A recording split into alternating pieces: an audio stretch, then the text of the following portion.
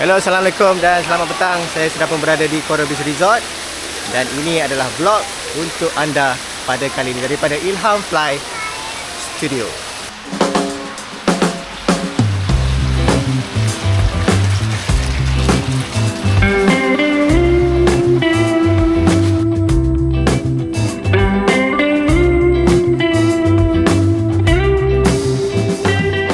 Perjalanan kami bermula apabila kami sampai di Jeti Besut selepas registration dan mengambil tiket berjalan menuju ke jeti lebih kurang 2-3 minit, dan selepas itu kami diarahkan untuk menunggu sehingga bot kami sampai.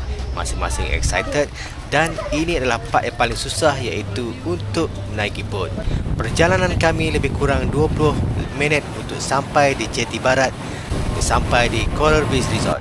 Part yang kedua yang paling susah untuk turun bot dan mengangkut beg keluar daripada bot.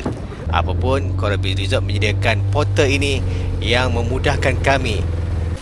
Setelah check-in, kami tidak menunggu lama. Kami terus berjalan menuju ke mini waterpark yang disediakan di sini. Sungguh menarik.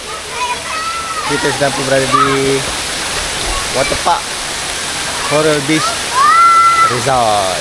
Besar dan juga menarik.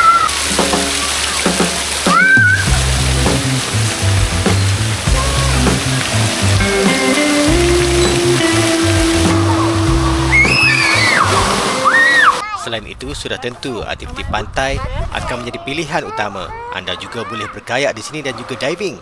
Saya sungguh tenang dan mungkin akan kembali lagi di sini. Dan selepas itu, kami masuk pool.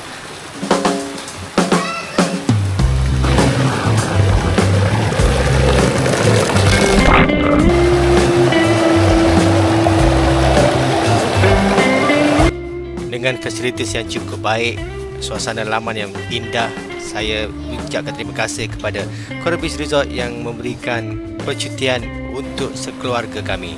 Salam jumpa lagi. Assalamualaikum.